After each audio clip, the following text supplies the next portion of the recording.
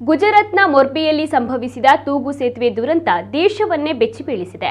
ತೂಗು ಸೇತುವೆ ಮೇಲೆ ಹೋಗುವುದು ಎಷ್ಟು ಸೇಫ್ ಎಂದು ಜನ ಯೋಚಿಸುವ ಪರಿಸ್ಥಿತಿ ನಿರ್ಮಾಣವಾಗಿದೆ. ಇಷ್ಟಾದರೂ ರಾಜ್ಯದ ಕೆಲವು ತೂಗು ಸೇತುವೆಗಳು ಇದೇ ರೀತಿಯ ಅಪಾಯವನ್ನ ಎದುರು ನೋಡುತ್ತಿವೆ. ಅಂತಹ ಅಪಾಯದ ತೂಗು ಸೇತುವೆಗಳ ಪೈಕಿ ಉಡುಪಿ ಜಿಲ್ಲೆಯ ಕೆಮ್ಮಣ್ಣು ತೂಗು ಸೇತುವೆಯೂ ಒಂದು. ಕೆಮ್ಮಣ್ಣು ತೋನ್ಸೆ ಗ್ರಾಮ ಪಂಚಾಯತ್ ವ್ಯಾಪ್ತಿಯಲ್ಲಿರುವ ಈ ತೂಗು ಸೇತುವೆಯನ್ನ ತಿಮ್ಮಣ್ಣ ಕುದ್ರು ಭಾಗದ ಜನರ ಅನುಕೂಲಕ್ಕಾಗಿ 80ರ ದಶಕದಲ್ಲಿ ನಿರ್ಮಿಸಲಾಗಿತ್ತು. ವರ್ಷಗಳ ಹಿಂದೆ ತಿಮ್ಮಣ್ಣ ಕುದ್ರುವಿಗೆ ಶಾಶ್ವತ ಸೇತುವೆ ನಿರ್ಮಾಣ ಆಗಿರೋದ್ರಿಂದ ತೂಗು ಸೇತುವೆಯನ್ನ ಸದ್ಯ ಸ್ಥಳೀಯರು ಬಳಸುತ್ತಿಲ್ಲ. ಆದರೆ ಪ್ರಸ್ತುತ ಅದು ಪ್ರವಾಸಿಗರ ಆಕರ್ಷಣೆಯ ಭಾಗವಾಗಿ ಉಳಿದುಕೊಂಡಿದೆ. ಇನ್ನು ವಾರಾಂತ್ಯ ದಿನಗಳಲ್ಲಿ ಈ ಸೇತುವೆಯನ್ನ ನೋಡಲು, ವಿಹರಿಸಲು, ಮೋಜಿಗಾಗಿ ಸಾಕಷ್ಟು ಮಂದಿ ಪ್ರವಾಸಿಗರು ಬರುತ್ತಾರೆ.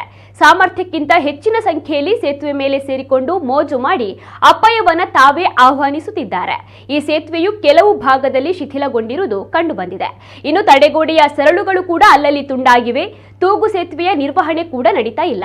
ಆದಷ್ಟು ಬೇಗ ಸರಿಪಡಿಸಿ ಸಂಭಾವ್ಯ ದುರಂತವನ್ನ ತಪ್ಪಿಸಬೇಕೆಂಬ ಆಗ್ರಹ ಸ್ಥಳೀಯರದ್ದು.